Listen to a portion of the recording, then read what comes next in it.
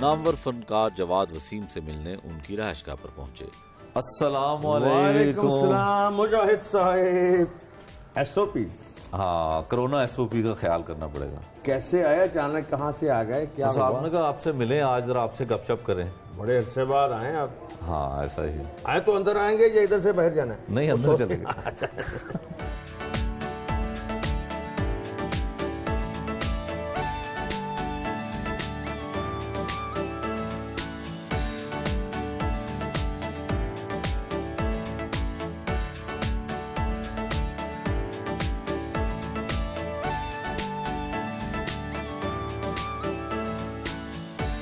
जवाब साहब, हमने सुना बचपन में आप बड़े संजीदा थे, फिर ये हंसने हंसाने वाला काम कैसे शुरू किया? पहले तो मुझे ये बताएं, आपको बताया किसने? तो बिल्कुल सही है। देखिए, हमारे पास सही बात ही होती है। लेकिन असल में लोग मुझसे पूछते हैं, सुना आप बचपन में शरारती थे, लेकिन आपने बिल्कुल सही, वाह वाह, यानी कि आप मेरा सब पूछ के आए हैं। तो सब पूछ के आए हैं। हाँ, मैं संजीदा था अपने रवैये में, लेकिन मेरे अंदर शरारतें भरी हुई थी। मैं भी चाहता था कि मैं बाकी बच्चों की तरह शरारतें करूं और हंसाऊं और मज़ा लूं। तो बस फिर स्कूल में वो ना एक ड्रामा आ गया। स्कूल के ड्रामे नहीं होते छोटे छोटे, तो मेरी जो अम्मी जान थी, अल्लाह करी के रहमत करे, उनका तुम भी हिस्सा लो। उन्होंने मेरी बड़ी इसमें वरना सपोर्ट की और मुझे बल्कि क्या कहना जी आगे किया बहुत उन्होंने। तो उनका तो मैंने कहा मैं वहाँ क्या करूँगा? तो उन्होंने मुझे डायलॉग लिख के दिए कि इस तरह बोलो, मुझे शेर बताए, इस तरह कहना, वहाँ ऐसे कहना। तो मैंने अपनी मिस से कहा, मैंने कहा मिस मैं भी हिस्सा लेने। तो वो मिस कहती हैं जवाद रियली? मैंने कहा मिस यस। मेरी मम्मी ने कहा अच्छा क्या करोगे? तो सारे बच्चे मुझे देखने लगे कि ये क्या करेगा, बल्कि हंसने लगे। तो कल कि चलो ऑडिशन दो।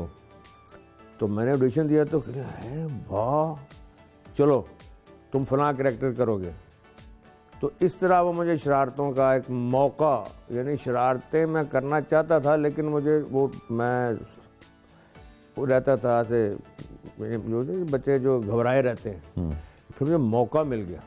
और ऐसा मिला कि फिर वो स्कूल की जो फेयरवेल पार्टी, उसमें मेरी तकरीर हुई, फिर 9th में, फिर 10th में, फिर फर्स्ट ईयर में मैं बाकायदा वहाँ ड्रामा होता था।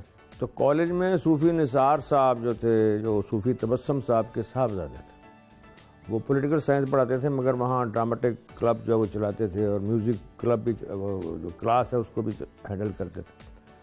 तो मुझे एक लड़का वहाँ ले गया, गाना सीखने लगा मैं। यानी 10 रुपये फ़ीस होती थी, नहीं 10 रुपये दाखिला फ़ीस थी, वहाँ 2 रुपये शायद महाना फीस थी। महाना।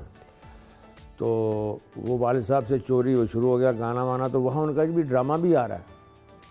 तो मेरा ऑडिशन लिया उन्होंने, तो वो मैं कामयाब हो गया। ऑडिशन लिया उन्होंने कि एक पान बेचने वाला है और उसको अचानक वो आदमी नज़र आएगा जो कई दिनों से उसे पान खा रहा है मगर पैसे नहीं दे रहा है, तो कैसे उसको बुलाओगे? तो मैं, ए भाई, ए पान का पैसे तो देते जाओ, कई दिन हो गए तुमने पैसे नहीं दिए। अरे अब के मैं पान नहीं दूंगा तुझे, अगर पान दे तो मैं ऐसा खतरनाक तंबाकू डालूंगा, याद करेगा। रखो इसको रखो। तो अंदर तो था ना, अब मैंने उस वक्त फिल्बती ये सारे डायलॉग बोले। हाँ। तो जवाद साहब, आपका एक मुनफरिद अंदाज और एक बड़ा लोगों से मुख्तलिफ किस्म का लहजा था, ये कैसे अपनाया आपने? जैसे मैंने आपको बताया ना कि मैंने पहला डायलॉग किया था, ए भाई, यानी ये मुझे भी उस वक्त दरियाफ्त हुआ, मैं अपने अंदर से दरियाफ्त हुआ। हाँ, कि अंदर का फनकार बाहर निकला ना आपका। मुझे पता नहीं था कि मेरे अंदर कुछ है। जब उनका बोलो, ए भाई, ये कहाँ जा रहे हो? तो वो पहले दिन ही मेरा वो लिप्स और वो एक्शन जो है वो टैली कर गया ना। तो उसके बाद फिर उन्होंने कहा यार ये तो बिल्कुल ठीक है, यानी कि डायलॉग के साथ जो तुम्हारी जो बॉडी लैंग्वेज है वो सिंक करती है। उसके बाद फिर आज तक वही वो यानी मेरे अंदर नेचुरल है, ना मैंने बनाई है तो ना मैंने किसी से मुतासर हूँ। वैसे मुतासर मैं किससे हूँ? उस वक्त मदारी से। अच्छा, ये जो मदारी नहीं करते, जानवरों का तमाशा करते हैं। हाँ, मदारी और वो जो होते हैं जो वो कहते हैं वो बच्चे को ऐसे उड़ाते हैं और वो सारा है। ए जंगल पहाड़ मैदान सब कहते हैं आज मैं शुरू है, मैंने एक मेरा काम है जंगल का नाम लेना। वो मैं उससे मुतासर था कि यार ये हर दफ़ा कहता है कि ये कपड़े का सांप उड़ेगा और कभी भी नहीं उड़ा, और लोग फिर भी खड़े होते हैं, ये कैसा फनकार आदमी है। तो मैं उस मदारी से मुतासर था सबसे पहले। अच्छा, आप मेरी टोन में आपको नजर आएगी मदारी। तो कभी मदारी का किरदार भी किया वैसे? क्या अमानुल्लाह साहब, पहली दफ़ा अमाना साहब मदारी थे। अच्छा, मैं जमूरा था। बच्चा जमूरा। बच्चा जमूरा। तो फिर मैंने वही कैरेक्टर किया मदारी का। तो उस आबद कश्मीरी साहब, फिर कभी जमूरा, मैं कई दफ़ा किया मदारी का। तो लेकिन अमानुल्लाह साहब के साथ सबसे ज़्यादा मज़ा आया। अच्छा, आपके ऊपर एक मुकदमा भी हुआ, आपने कोई ड्रामे में ऐसा किरदार किया था, फिर आप पे FIR हो गई। जल्दी से आपने बताया, मैं कहा मैं केड़ा जुर्म कर बैठा। तो वो क्या था, मामला क्या था, किया क्या था आपने? वो ड्रामा था अंदाज अपना अपना। अच्छा, उसमें वकील का रोल था। तो एक्चुअली वो तीसरे एक्ट में शुरू होता था। तो मैं भी ये सोच रहा था और बाकी फनकार भी सोच रहे थे कि मैं हूट हो जाऊंगा, क्योंकि पीछे आ रहे हैं वो सारे इफ्तिखार ठाकुर साहब और सुहेल साहब, क्या क्या लोग उसमें फनकार थे, बब्बू साहब, वो सारे। तो अब जब तीसरा एक्ट शुरू होता है, तमासील का घूमता है ना, वो रिवॉल्विंग तो आता है, तो सेट लगा होता है अदालत का। तो मैं वकील हूँ और संजीदा डायलॉग। तो मैंने कहा ये मैं, यानी पीछे लोग हंसाते आ रहे हैं। तो मैं कहा मैं तो हूट हो जाऊँगा। सब ने कहा, बब्बू साहब का हम बाहर ही बैठेंगे, तुम्हें हूट होते देखेंगे। मुझे भी पता था कि 5-10 मिनट के बाद लोग कहेंगे यार तू चुप कर जा या चला जा। वो ऐसे रिवॉल्व करके जब स्टेज रिवॉल्व हुआ तो मेरा जो अब मुंह था ना, वो ऑडियंस की तरफ मेरी पीठ थी। मेरा उन्होंने देखा ये कौन है, यानी ऐसे। तो मेरा तो जज साहब की तरफ ऐसे था ना। तो मुझे उस वक्त अभी नहीं पता था कि अभी क्या होने लगता। मैंने जब ऐसे कहना मीन लॉर्ड, तो एक बड़ी अच्छी खासी क्लैप हो गई। अब जब उस पर क्लैप हुई तो मैंने कहा ये तो मी लॉर्ड पे क्लैप आ गई। फिर मैंने कह दिया मी लॉर्ड। 4-5 अंदाज से कहा, वो क्लैपें शुरू हो गई। तो वो सारा रोल ही मेरा वो बन गया। जज साहब ने कहा उधर चले, तो मैं छलांगे मारता हूँ जा रहा हूँ कभी कुछ। तो वो कुछ हमारे दोस्त आए हुए थे, वकील भाई, तो बड़ा प्यार हो गया उनसे। तो उन्होंने कहा भाई ये क्या कर रहे हो? तो उन्होंने फिर वो नाराज़ हुए, आप केस कर दिया। लेकिन जब वो हमें मिले बैठे तो वो बड़े खुश हो गए, हम तो बड़े मुतासर हुए, आप तो ऐसे नहीं हैं। मैं कहा हम तो अदालत का एहतराम करते हैं, वो तो एक रोल था। तो बहरहाल वो अल्लाह ताला ने किया, वो ख़त्म हो गया। अच्छा जवाद साहब, हमने ये भी जानते हैं आपके बारे में कि जिस तरह आपने काम किया, इस तरह आपने बहुत से लोगों की ज़िंदगियां भी बनाई। मसलन जहाँ भी अमन का सफ़ीर बनना हो आप बनते हैं, कहीं सुलह करानी हो आप जाते हैं, फिर शादी भी किसी की करानी हो तो आप जाते हैं। तो कितनी शादियां लोगों की करवा चुके हैं आप? एक तो तुम्हारे घर ही करवाई।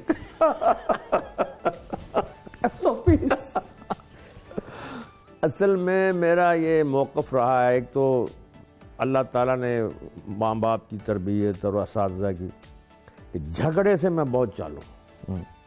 यानी दूर अखबार में भी कुछ देखो ना झगड़ा हुआ या टी, तो मुझे घबरा जाता है, क्यों लड़ रहे हैं लोग, क्यों लड़ रहे हैं। यानी जानवर भी लड़े तो मैं घबराता हूँ, यानी कि छुड़ा दो, सुलह करा दो। तो अल्हम्दुलिल्लाह अगर कोई मियाँ बीवी लड़े हो ना, तो सबसे पहले मैं भागा जाता हूँ कि इनमें सुलह हो जाए, क्योंकि अगर ये बिगड़ गए तो बात बहुत आगे निकल जाएगी। अब ऐसे गर्लफ्रेंड बॉयफ्रेंड को बन जाए तो मैं कहता हूँ ये मत करो, निकाह करो। तो मैं अल्हम्दुलिल्लाह मेरा ख्याल है 30-40 से ज़्यादा निकाह करवा चुका हूँ वैसे। तो आप अमन पसंद हैं, सुलह करवाते हैं, अल्लाह ने खासकर आप चाहते हैं कि मियाँ बीवी की लड़ाई ना हो। तो कभी अपनी बीवी के साथ, बेगम साहिबा के साथ लड़ाई हुई? हाँ, उसका मैं शुरू में वाक़या सुना देता हूँ तो फिर आप खुद ही समझ जाएंगे। नई शादी हुई ना, तो कोई हफ्ता हुआ तो किसी बात पे मैंने कहा हो आई एम वेरी सॉरी, माजरत, मुझे माफ़ करना। तो बेगम अरे अरे नहीं क्या कर रहे हैं आप, तो मर्द हैं ऐसे थोड़ी करते हैं। तो मैंने कहा नहीं मर्द क्या तो औरत क्या, जिसकी गलती है उसको सॉरी करनी चाहिए। वो कोई 2-3 हफ्ते फिर गुजरे, फिर मैंने कहा ओहो मैं माफ़ी चाहता हूँ, माजरत। अरे हमारे अब्बू तो ऐसे नहीं करते। अरे आप कैसे कर रहे हैं, ऐसे नहीं करते। आप मेरे शौहर हैं। मैं कहा जो गलती पे है वो गलती पे। को महीना डेढ़ गुजरा, मैंने फिर सॉरी की। कहती ओहो ਤੁਹਾਡੀ ਤੇ आदत है। अच्छा, वैसे अगर अब वो बेगम साहिबा आपसे किसी बात पे भी हो तो नहीं सकता नाराज हो, तो उनको आप अपने उस मखसूस अंदाज में कैसे मनाएंगे, वो तो जरा। वो एक दफ़ा नाराज हुए, बोले ही ना मैं जा रही हूँ तो मैं छोड़ कर मैं ये करूँगा, वो ऐसे करते थे। तो मैंने पीछे गाना शुरू कर दिया, चले थे साथ मिलकर चलेंगे साथ मिलकर, तुम्हें रुकना पड़ेगा मेरी आवाज। तो हंसना शुरू कर दिया, है ही ड्रामे तुझे सही नहीं हो सकते। मैं क्या भी क्यों एक तो साड़ी बीवी हूँ मैं किसे लूज कर दिया। ओह बातें किए जाएंगे, कोई चाय वाय को खाना माना आते एकदम बातें ही शुरू हो गए। चाय पीते हैं और भाभी से कह दें कि चाय। ओ यार वो भाभी जो आज घर नहीं है, वो पुराने घर गई है, मैं ही आपको बना के देता हूँ चाय, और आप मुझे आप बनाता भी देखें। चले आपको फिर आज खुद ही चाय बना के पिलाते हैं। बिल्कुल, आपके हाथों की चाय आज पियेंगे। हाँ, बेगम के हाथों की तो आपने पी होगी, आज भाई के हाथों की भी पी कर देखी। हाँ,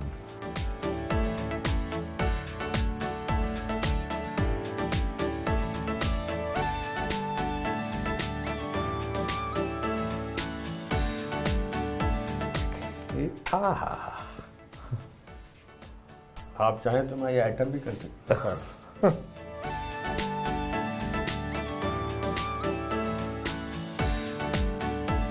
क्या वजह है कि आपके घर पे गैस नहीं है? आपके घर में है? हमारे तो आती है गैस।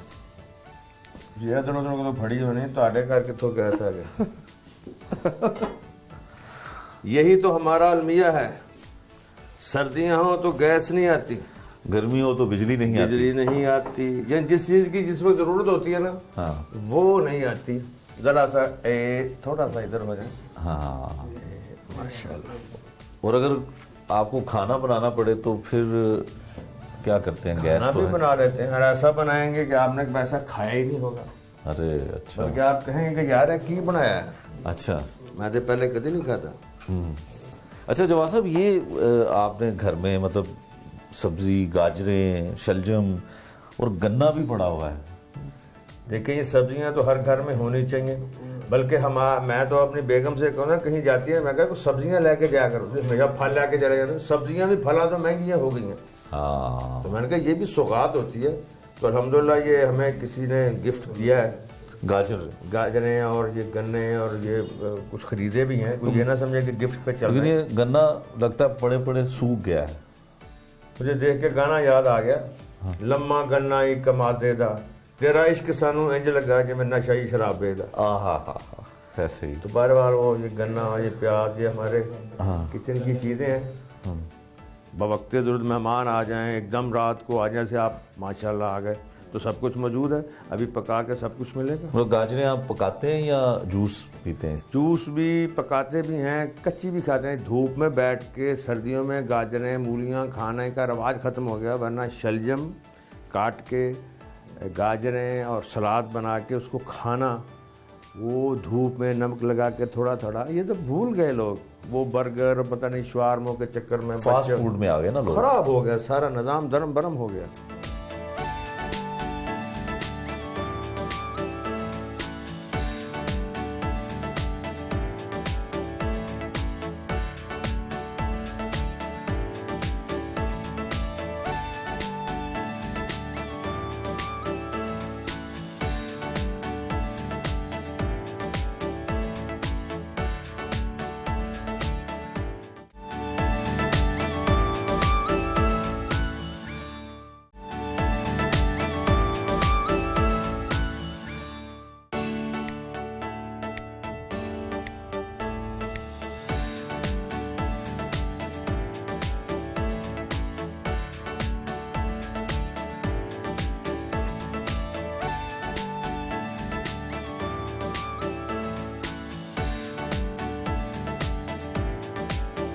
जवाब साहब, ये गाजरों का चाय के साथ क्या ताल्लुक ये रखी हुई? आपको आदत पड़ी हुई ना बिस्कुट खाने के साथ, हाँ सैंडविच खाने की, कभी ये खाया हो तो पता हो। नहीं, लेकिन चाय के साथ ये चाय के साथ ही तो इसका मजा बनता है। कैसे खाएंगे आप? ये देखें, ये आप तो ये चाय के साथ ही खाएं इसको? आप ले जरा।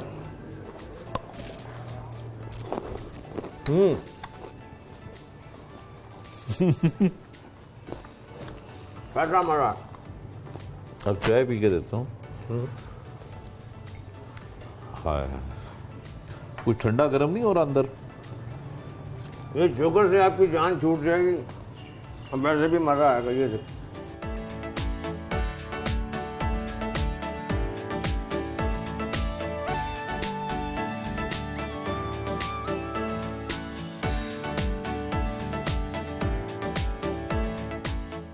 जवाहर साहब, आपके जो पसंदीदा स्टेज ड्रामे हैं वो कौन कौन से? एक तो पहला जो बताया था ना, चांद की सतह पर, हाँ वो तो सबसे ज्यादा अच्छा वो लगता। फिर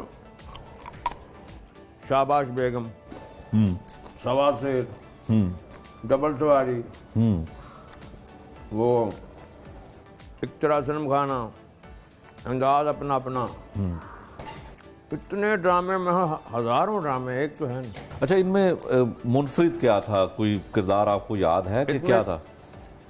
डबल सवारी में डाकू का रोल था, बदमाश का। वो जो पूरे मुल्क में था ना, वो स्टूडेंट बदमाश, वो था। सवा शेर में सुहेल साहब के दादे का रोल था। अच्छा, उनके वालिद का रोल कर रहे थे कवि साहब। वो ऐसा मजेदार कि एक पेयर होता है सुहेल साहब का और इरम ताहिर का, तो उनके अब्बू बने कवि साहब, उनका पेयर बन जाता है वो इरम की अम्मी के साथ, रूही खान के साथ। वो एक दूसरे से बात करने आते हैं ना। अब मैं इधर दादा हूँ, वो उधर नानी है, वो अल्लाह बख्शे हमारी फनकारा होती थी, तो मैं वो शिकायत लगाने आती हैं कि तुम्हारे बच्चे जो करने, तो हम दोनों में प्यार हो जाता है। तो अजीब सा एक ड्रामा था सवा शेर। अच्छा जवाहर साहब, बड़े बरसों से हम भी देख रहे हैं, हमने सुना भी है, कोई आपको पुरानी चीज़ों से ज़्यादा लगाव हुआ है? मतलब गाड़ी भी होगी, आप उसकी वो गाड़ी को जल्दी चेंज नहीं करते हैं, पहले आपके पास जीप्स होती थी, इसकी कोई खास वजह है? ये वाकई आपने सही कहा। मुझे हर वो चीज़ जो पुरानी है, जिसके साथ मेरी यादें हैं, चाहे वो पेन है, कपड़ा है, घर है, वो लोग हैं, मुझे बहुत अच्छे लगते हैं, क्योंकि मैं बुनियादों से प्यार करता हूँ। मुझे बूढ़े लोग बड़े अच्छे लगते हैं। अच्छा। और बूढ़ी माएँ हमारी मोहल्ले में होती थी, धोबन बूढ़ी, मैं सब नमाज पढ़ के आता था, वो जा रही होती दूध लेने क्लास में। मैं कितने चल रहे हो? दूध लेने चल रही है। मैं कहा साढ़े होंगे तुझे पढ़ो क्लास पैसे। मैं कहा पुत्र मर जाएंगे, की करते पे 10-12 रुपए का दूध आना ला के देना, सारा दिन उन्होंने दुआएं देना, सारा दिन जहाँ बैठना, सवेरे सवेरे मैनू दूध ले आके देंगे, बड़ा चंगा है। जवाहर साहब, जितना आपने शोबिस में काम किया, थिएटर किया, टीवी किया, फिल्म भी गालबन आपने की, 15-20 फिल्में की, सारी फ्लॉप। सारी फ्लॉप। तो मैं फिल्मों में नहीं हाँ, चला। तो ये शोबिस की दुनिया बड़ी रंगीन सी दुनिया है, तो आपको कभी यहाँ पे इश्क हुआ हो, मोहब्बत हुई हो? मेरे घर बैक है, गल कर रहे हो, मैनू करो कढ़ाना है। नहीं, आप घर में नहीं। मैनू मेरी हंसती बसती जिंदगी में क्यों आप तेल डालना चाहते? नहीं, वैसे कोई ऐसा भाई ये तो हो नहीं सकता कि ना हो। अच्छा, मोहब्बत हो जाती ये है? तो इंसान ही नहीं है मोहब्बत में, अच्छा, होगी, और अल्लाह ने डाली है। जो अपोजिट सेक्स में जो मोहब्बत होती है वो लाजमी होती है, वरना हमारे बाप शादियां ना करते, माया ना करते, वो तो होता है। हमारे साथ भी हुआ। हाँ। और वही हुआ, देखे हैं बहुत हमने हंगामे मोहब्बत के, आगाज भी रुसवा, अंजाम भी रुसवाई। तो जवाहर साहब, आप कई लोगों के आप फेवरेट हैं, कई लोग आपको उस्ताद मानते हैं, आप किसे उस्ताद मानते थे या आप किनको अपना आइडियल समझते थे? सही पूछे ना, वैसे तो मेरे उस्ताद सूफी निसार साहब भी थे, लेकिन हकीकी बात ये है मैं सबसे सीखता हूँ और अभी भी सीखता हूँ और सीखता रहूँगा। मेरे सब उस्ताद हैं, मैं देखता हूँ कि यार ये काम ऐसा मैं भी कर सकता हूँ, सीखता हूँ। और मेरे ख्याल में ये हर इंसान में ये क्यूरियोसिटी होनी चाहिए सीखने की। वैसे भी हमारे नबी रसूल ने फरमाया नहनु उम्मतुन उम्मियून, हम सीखने वाले हैं, सीखते सीखते सीखते ज़िंदगी बसर करते हैं। जवाद साहब, कभी ऐसा हुआ कि चूँकि आपका रुझान मज़हब की तरफ भी बहुत है और आप कभी आपको लोग इस बारे में बात करते हों कि आप साथ अदाकारी भी करते हैं और इधर तबलीग का भी काम आप करते हैं? शुरू से लोग कहते थे या ये करो या वो करो, ये क्या दोगलापन। हाँ, तो मैं हमेशा कहता हूँ कि मेरी तो अम्मी अल्लाह नसीब करे फरमाया करती थी, छोटा था ना, तो कोई पूछता भी बेटे बड़े होकर क्या बनोगे, मेरी अम्मी कहती या मेरा बेटा मौलवी बनेगा या एक्टर बनेगा। तो आप दोनों बन गए। मैं कही अम्मी जान आप क्या, मैंने बड़े होकर पूछा, मैंने कहा ये आपने कैसे कह दिया, कहती बस वे मेरे मुंह निकल गया तो तुम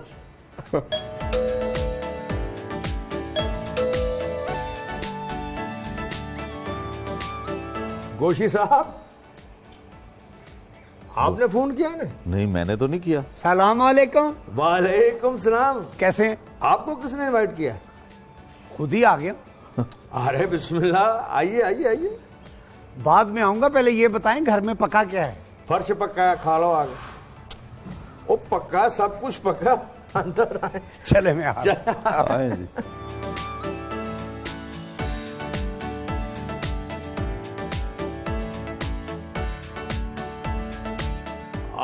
आइए आइए, आप बाहर क्यों खड़े अरे हो? जवाद वसीम साहब, अरे, एक मिनट। SOP।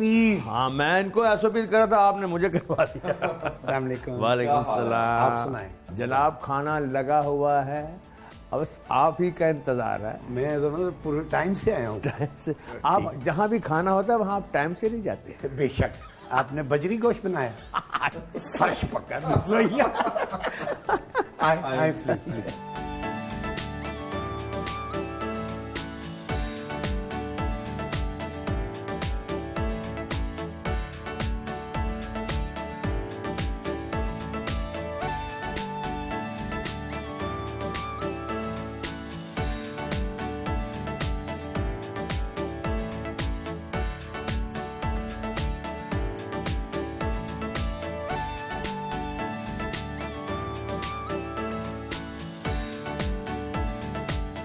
जवाद साहब, गोशी खान साहब से तो हमने मिल लिया, अब साहबजादे हैं, मेरा ख्याल इनसे भी तारुफ करवाएं। हाँ जी, ये ज़ाहिर है मेरा साहबजादा ही है, ऐसे तो नहीं आके बैठ गया। माशाल्लाह हाफिज़ हैं। और क्या कर रहे हैं बताएं जी। मैंने पहले हिफ्ज़ किया था और उसके बाद BBA ऑनर्स किया हुआ मार्केटिंग में, उसके बाद अब मैं MPhil कर रहा हूँ आजकल। चलें बिस्मिल्लाह करें जी, खाना ठंडा हो रहा है। खाना क्या बात है, मेरा ख्याल है अम्मा जी ने बनाया है। हाँ जी। अब उनको ना रेस्ट दे दें, घर में कोई फीमेल कुक ले आए ताकि उनको रेस्ट मिले और फीमेल कुक खाना बनाए। अच्छा अंकल, ये भी तो हो सकता है कि अब कोई घर में बहू आ जाए। अरे वाह वाह वाह। तो जवाद साहब, फिर शादी इनकी मेरा ख्याल है जवानी के जवाद वसीम लगे। Well done। इस साल इंशाल्लाह इनकी हो जाएगी शादी और इरफान हाशमी साहब की तरफ इनकी निस्बत तय हुई है। अपने सोना चांदी वाले उंगला जो है। बच्ची भी हाफजा है, ये भी हाफिज है। बस अल्लाह जल्दी खैर। कर दें। चलिए बिस्मिल्लाह करें।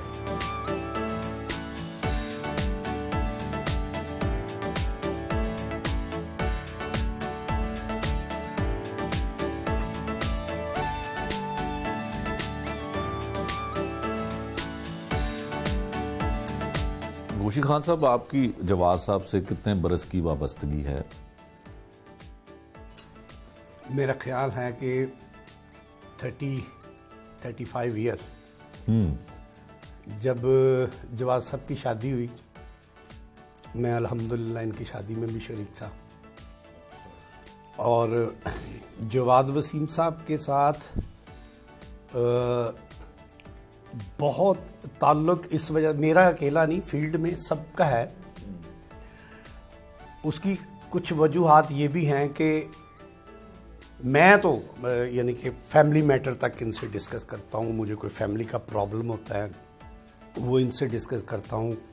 अभी पिछले दिनों बेटी की मैंने शादी की थी, वो भी मैंने इनसे सारी डिस्कस की। तो बड़ी मोहब्बत है। ये बच्चे हमारे सामने पैदा हुए हैं, आज सानू कह रहे हैं कि जी ब्याह साडे दी गल करो। तो टाइम ऐसे गुजर गया 35 ईयर बड़ी मोहब्बत में। अच्छा, जब आप एक टीवी प्रोग्राम में भी बैठते हैं तो चूंकि आपका दोनों का एक बड़ा एहतराम का भी रिश्ता है, तो फिर कैसे एक दूसरे के साथ वो जुगलबंदी और जुगतबाजी वो कैसे करते हैं कोई?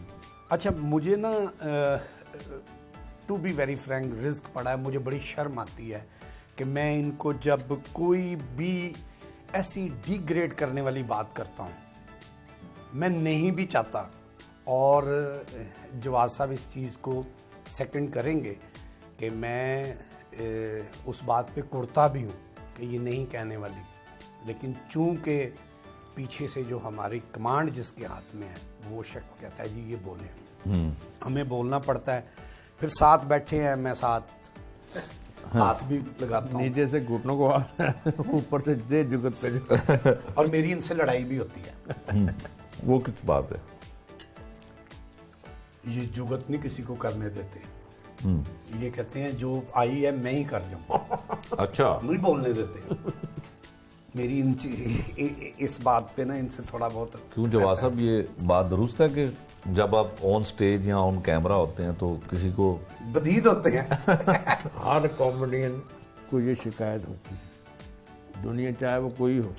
वो कहेगा यार है देखो है मैनू, क्योंकि हर एक को एक ही सिचुएशन पे आमद होती है ना। हाँ, तो अब मैंने पहले बोल दिया तो हरे ओवरलैप हो गए। मैं इनको भी कहता हूँ अब दोस्तों ये पहले बोल देना कि मैं पहले बोल दूँ।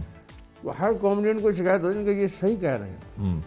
ये हर कॉमेडियन को होती है, क्योंकि फिल्मबदी काम है ना, आमद का काम है। इनको पहले आमद हो गई, ये कहते हैं इनके ज़हन में आता है कि बड़ी अच्छी है, तो मैंने फिक्की सी कर दी। वो यार मेरी कर रही थी या इन्होंने कोई मेरे ज़हन में कि मेरी ज़्यादा अच्छी है।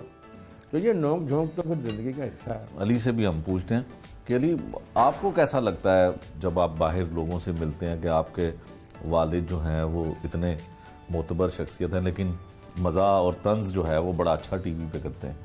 मैं अबू के साथ जो है ना बड़ी बड़ी संजीदा तकरीबात में भी शिरकत करता हूँ और रिकॉर्डिंग वगैरह में भी चला जाता हूँ। वहाँ पे तो खैर उनका वही जो होता है जो दुनिया के सामने फेस है, तो बड़ी बड़ी अजीब अजीब बातें सुनने को मिलती हैं। और यानी कि लोग मुझे तो नहीं जानते होते तो मेरे साथ नहीं खड़े होकर बड़ी बड़ी ऑलफुल बात भी कर जाते हैं और मुझे बड़ा मज़ा आ रहा होता है। मैं चुप करके हंस रहा होता हूँ कि यार ये क्या क्या बात। तो घर में ये कैसे, घर में भी ऐसा करते हैं मज़ा आप लोगों के साथ, भाइयों के साथ? करते, लेकिन वो बड़ा लिमिटेड सा। वो हम एक बात कहते होते हैं कि बाप और बेटे का रिश्ता जो है ना एक बादशाह और गुलाम के जैसा है। तो तुम मेरे जहाँ ना उस तरह का मजाक नहीं कर सकते। मैं बाप हूँ, वो अपनी हैसियत को बरकरार रखते हैं, लेकिन ये एज अ होल बहुत यानी कि हमारी ज़िंदगी में रौनक है हमारे अब्बा, तो मज़ा आता है उनके साथ। जो साहब, आपका क्या दिल करता है कि आपके बच्चे क्या करें? मैंने देखे जो मेरी जिम्मेदारी थी इनको हिफ्ज़ कराना, यूनिवर्सिटीज़ तक अल्लाह ने तौफीक दी पहुँचे। अब आगे जो जी में आता करें। मैंने तो कहा इसमें एक्टिंग करो, जो मर्जी करो, CSS करो, तो मेरी तरफ से तो इजाज़त है। अच्छा, आपकी तरफ से इजाज़त है। गोशी खान साहब, हमने अभी कुछ देर पहले इनसे पूछा था कि आपने बड़े लोगों की शादियां भी करवाई, तो कभी इन्होंने आपकी शादी करवाने की कोशिश की? या मेरी पहली मिसेज जो हैं वो भी यानी कि मेरी जब उनसे शादी हुई, जवाद साहब यानी कि समझ लें कि गुफ्तगू तक शामिल थी उसमें। अच्छा, मेरी उन मिसेज की डेथ हो गई। दूसरी जब मैंने शादी की तो उस शादी में जवाद साहब थे। मैंने कहा घर का आदमी हूँ। अच्छा गोशी खान साहब, अब और पहले जब आपने 30-35 साल का आपने जिक्र किया, तब बड़ा बेहतर थिएटर था, करैक्टर ऐसे किया करते थे लोग, बड़ा मशहूर हुआ करते थे आर्टिस्ट जो हैं उनके किरदार। अब क्या थिएटर उस तरह का हो रहा है? क्योंकि तमाम लोग अब आहिस्ता आहिस्ता टेलीविज़न की तरफ जाना शुरू हो गए। नहीं, थिएटर वैसा हो भी नहीं रहा। और दूसरी जो सबसे ख़तरनाक बात है वो ये है कि मुजाहिद साहब अब थिएटर पे, क्योंकि थिएटर एक ऐसी फैक्ट्री थी जहाँ से प्रोडक्ट बन के निकलती थी। अच्छी आर्टिस्ट, अच्छा अदाकार थिएटर से निकलता था। अब ऐसे थिएटर पे हालात ऐसे हो गए हैं कि अब ना तो कोई अदाकार अच्छा बन के निकल रहा है, ना कोई अदाकारा निकल रही है। थिएटर इस हद तक यानी कि डाउन चला गया। मुझे साहब आज आके हम ये रोना रोते हैं जी डांस शुरू होगा, लेकिन डांसों से इतना तो नहीं बुरा हो सकता ना। एक्चुअली अगर मेरे ज़हन में है कि चेक एंड बैलेंस नहीं रहा वो जो पहले होता था। अच्छा, मॉनिटरिंग जो है वो नहीं है ना हमारी अपनी। हम खुद एक दूसरे को डांट दिया करते हैं, नहीं ये बात ना कहना। अपने सीम विक्की साहब हैं, इतने अच्छे ड्रामे करते हैं आजकल इस दौर में। वो जो है यस, बिल्कुल मुजाहिद जैसे होते नहीं होता, मुजाहिद की तरह लगा हुआ आगे बढ़ के अच्छे से अच्छा करने की कोशिश करता है। उम्मीद है कि अल्लाह ताला सही कर देंगे।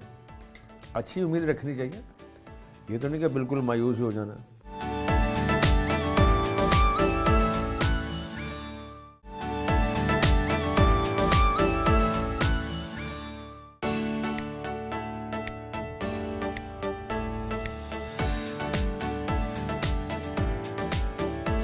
शाम को गोशी खान और मोहल्ले के बच्चों के साथ क्रिकेट खेली।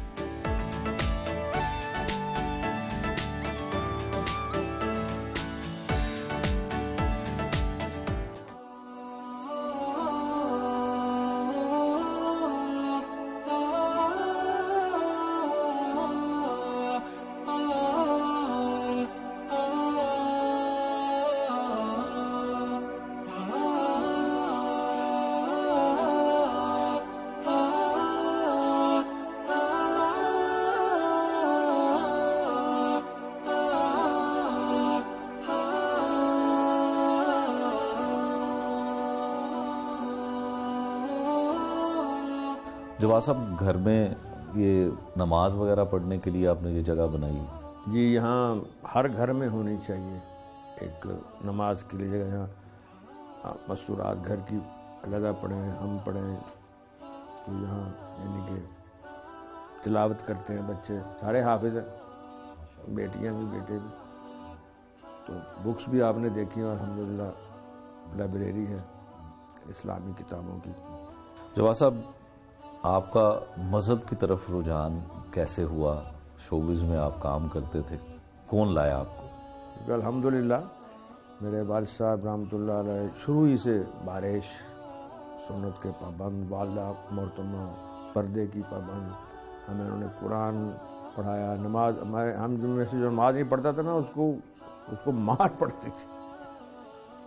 तो शुरू से घर से ही ये तरबियत वालिदैन की, नमाज, रोज़ा, कुरान, ये सारी बातें, अल्लाह की मोहब्बत, सरकार दो आलम सल्लल्लाहु अलैहि वसल्लम की मोहब्बत, ये घर से हमें ये तहाइफ आलीशान मिले। तो अब ये कि भी थिएटर में कैसे आए वो मैंने आपको थोड़ा बताया। तो वो कॉलेज में जो हम पढ़े ना, तो कॉलेज में क्योंकि होता था ये, तो कॉलेज में मैं नमाज भी पढ़ता था, सामने मस्जिद थी इस्लामिया कॉलेज में ना सामने, तो ड्रामा भी करते थे। यानी ये मैं चाहता ही ये हूँ कि हम सारे के सारे अपने मज़हब को भी पूरा अपनाएं और अपना काम भी करें। गुलूकार है तो गाए, कोई अदाकार है तो करे, लेकिन हमें नमाज तो ना छोड़े, वो काम ना करे जो अल्लाह को पसंद नहीं, जो गुनाह कबीरा है। मुझे याद है एक दफ़ा हम हज पे जा रहे थे, ज़फ़र ठाकुर साहब, नासिर चिनोटी साहब, चांद साहब सारे इकट्ठे। तो लाहौर एयरपोर्ट पे ना कुछ लोग जो हमारे साथ, ओए वो तुहाडे तो बच के तुसीं जा रहे थे हज ते, और तुसीं फिर नाल जा रहे हो, और साडा हज खराब करोगे। तो जब वो कोई 5-6 दिन गुजरे ना, तो उन्होंने कहा जी अगर आप साथ ना होते तो हमें हज का वो मज़ा नहीं आता। तो अल्हम्दुलिल्लाह मैं हर साल अल्लाह मुझे ले जाते हैं। बस ठाकुर साहब 10 साल, सोहेल साहब, यानी सब किसका नाम, सारे ही हाजी, नसीम साहब हर साल हाजी। तो हमें क्योंकि तरीका भी आता है तो फिर सारे खुश होते हैं। तो कभी भी ये मेरा, हमारे जो सामीन हैं, नाजरीन हैं, ये मैं कहूँगा कि कभी किसी को बग़ैर करीब से देखे हुए बुरा मत कहा कर। न जाने वो अल्लाह उसको कितना पसंद करता है, न जाने वो अल्लाह का कितना प्यारा है। हम अदाकारा कह रहे हैं, फलां है, ढमकां है, और वो कितनी अल्लाह से प्यार करती है ये तो मुझे पता ना। कई दफ़ा कोई दुआ ऐसी फंस जाती है तो मैं शीबा हसन से कहता हूँ, मेरी माँ बनी हुई है, माँ का दर्जा रख, क्या तुसी मेरे लिए दुआ करो, रूबी अनम, कहीं रूबी तू दुआ करनी तो वो कबूल, तुसी पूरा कह रहे हो, नहीं ना, वो पता नहीं अल्लाह से कितना प्यार करती हैं, किस सिचुएशन में आई क्या। तो ये सारी कभी भी किसी को दूर से देख के बुरा नहीं कहना चाहिए। न जाने अल्लाह से क्या ताल्लुक। अब रूबी ने मैं 7 हज मेरे साथ की और वहाँ इतनी खिदमत करती थी ज़ईफ़ औरतों की, इतना कि मैं हैरान हो जाता। आरफा ने इतना अच्छा हज किया, मैं किस किस का नाम लूँ, नरगस ने इतना, दीदार ने मेरा, मैं 5 दफ़ा मेरे साथ गई हज पे, सायमा के 2 दफ़ा, सारी माशाल्लाह। तो किसी को बुरा मत कहें, हाँ अपने आप को कहने तो कहें। जो साहब मौलाना तारिक जमील साहब, तारिक जमील साहब तो हमारे उस्ताद हुए ना, हमारे रहबर। तारिक जमील साहब का जो एक ख़ास जो उनका ना कहते पंजाब में वादा है, वो हमेशा दीन को खूबसूरत अंदाज से हमें दिखाते हैं और आसान करके दिखाते हैं, जिसमें कोई आदमी ये ना कहे कि मैं अमल नहीं कर सकता। जो साहब आप नात शरीफ बड़ी अच्छी पढ़ते हैं, तो वो तो हमें सुनाए। रोज़े दी जाली दिस दिए या गुंबदे खजरा दिस दाए, रोज़े दी जाली दिस दिए या गुंबदे खजरा दिस दाए, असी जिधर नजरां चुकने आ बस शहर मदीना दिसदा है। जिस दिन दी होश संभालीए इको दर ते नजरां जमियां ने, इस जग विच असां फकीरां नूं बस इको ही सहारा दिसदा है। सुभान अल्लाह जी, वाह वाह। जो साहब हम ये चाहते हैं कि आप हमारे लिए भी, देखने वालों के लिए भी, और हमारे ख़ास कर प्रोग्राम के लिए भी दुआए खैर फरमाएं। या अव्वलुल अव्वलीन या आखिरुल आखिरीन या ज़ल क़ुव्वतिल मतीन या राहिमुल मसाकीन या अरहमुर राहिमीन, अल्लाहुम्मा सल्लि अला मुहम्मदिन नबील उम्मी व अला आलिहि वसल्लम तस्लीमा। रब्बना आतिना फिद दुनिया हसरतन व फिल आखिरति हसरतन व क़िना अज़ाबन नार। या अल्लाह हमारे जो देखने वाले, सुनने वाले हैं, या अल्लाह सबको तमाम खुशियाँ अता फरमा। हमारे ख़ास मुल्क पाकिस्तान को हर किस्म के शर व फतन से महफूज फरमा। जो ख़तरनाक बीमारियों ने पूरी दुनिया को घेर रखा है, या अल्लाह हमें इससे महफूज फरमा। बैतुल्लाह की रौनकें बहाल फरमा। रोज़ा रसूल सल्लल्लाहु अलैहि वसल्लम पे इस्लाम की रौनकों को बहाल फरमा। हमारे अफवाज पाकिस्तान को, हमारे जितने भी हैं, अल्लाह सब पे रहम फरमा, हिफाज़त फरमा। सल्लल्लाहु तआला अलैहि व सल्लम मोहम्मद व अला आलिहि व सहबिही अजमईन।